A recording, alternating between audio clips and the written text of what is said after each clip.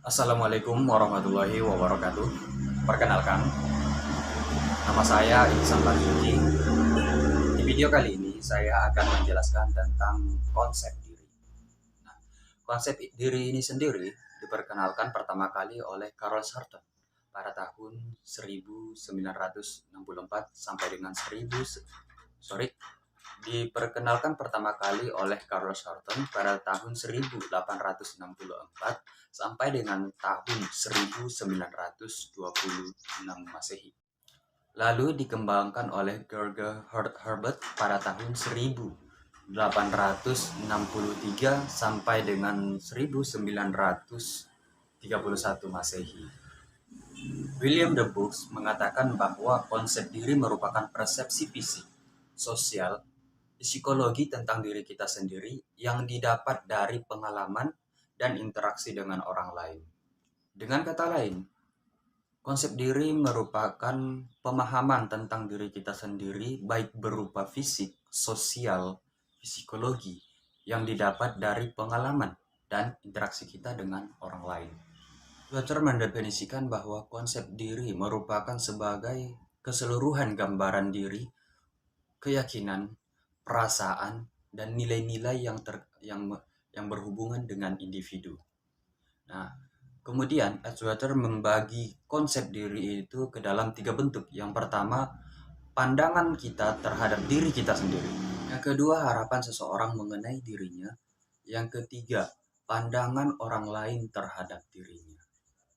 Yang kemudian membangun konsep diri. Nah, konsep diri tidak akan ada ketika kita lahir.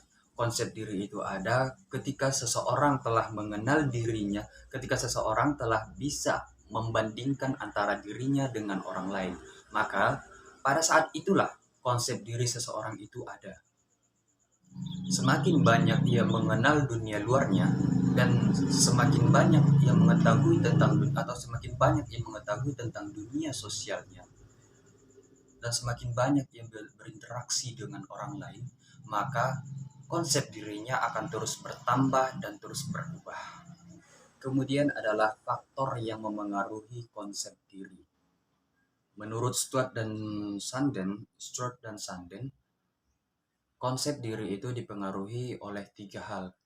Yang pertama itu adalah teori perkembangan. Ketika seseorang dilahirkan, konsep diri sama sekali belum terbentuk. Nah, seiring dengan berjalannya waktu, maka konsep diri pun akan semakin bertambah dan semakin berubah. Sama seperti yang saya sampaikan yang baru saja saya sampaikan. Kemudian yang kedua adalah significant others. Ini adalah sebutan nama lain kepada orang yang dianggap paling dekat, bisa jadi dikatakanlah sahabat terdekat oleh seorang individu tersebut. Kemudian yang ketiga adalah self-perception. Ini merupakan persepsi seseorang terhadap dirinya sendiri. Bagaimana pemahamannya terhadap dirinya sendiri. Bagaimana ia menilai dirinya sendiri. Jadi dapat disimpulkan bahwa konsep diri itu dipengaruhi oleh pengalaman diri seorang individu tersebut. Baik ya secara positif dan secara negatif, dan berdasarkan interaksi sosialnya dengan orang lain. Seperti apa interaksinya dengan orang lain, baikkah, burukkah, itu tergantung dirinya dan itu akan berpengaruh dan sangat berpengaruh terhadap konsep diri yang ia bentuk sendiri. Lalu yang kemudian adalah jenis konsep diri. Jenis konsep diri ini terbagi menjadi 2. Yang pertama itu adalah konsep diri positif, yang kedua adalah konsep diri negatif. Konsep diri positif ini biasanya ia lebih mudah beradaptasi dengan lingkungan sosialnya. Ia memandang hal-hal buruk itu mengandung hikmah di baliknya.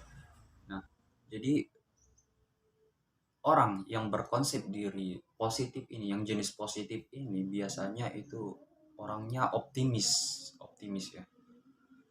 Punya tekad yang kuat, tidak pesimis dan percaya dirinya sangat tinggi biasanya.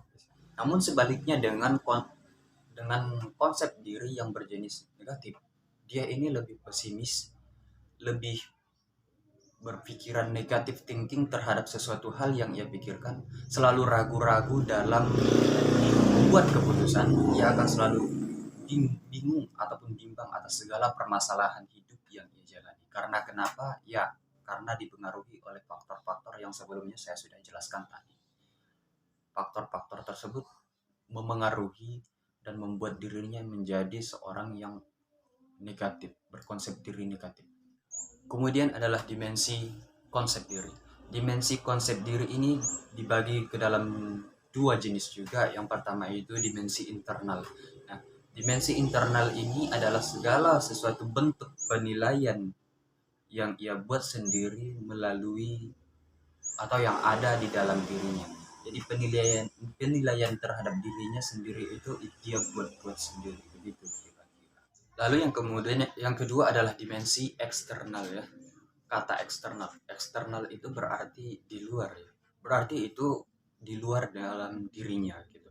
Jadi penilaian seseorang itu, jadi dimensi konsep diri itu berdasarkan dunia luarnya, baik itu lingkungan keluarganya, sahabatnya, kehidupan sosial bermasyarakatnya, atau bernegara mungkin sekalipun, itu adalah sudah termasuk dimensi konsep diri. Baik, yang kemudian yang terakhir. Nah, apa sih hubungan konsep diri ini dengan komunikasi interpersonal gitu? Nah, hubungan konsep diri dengan komunikasi interpersonal ini merupakan sangat-sangat berhubungan sekali dan sangat-sangat berpengaruh sekali terhadap individu itu sendiri. Kenapa? Ya karena jika seseorang membangun konsep dirinya membangun konsep diri negatif di dalam dirinya, maka kehidupan sosialnya pun akan negatif pula. Komunikasi interpersonalnya pun akan berpengaruh. Contohnya begini. Seseorang yang memandang berdasarkan fisiknya itu lebih buruk dari seorang lain atau lawan bicaranya itu sendiri, maka ia akan merasa minder gitu. Minder ataupun merasa tidak percaya diri untuk membalas-balas pesan atau berinteraksi dengannya. Dan bahkan orang lain pun akan memandang dia sinis. Artinya orang akan memandang dia sebelah mata lantaran sifatnya yang demikian, lantaran konsep diri yang ia bentuk itu terlalu negatif.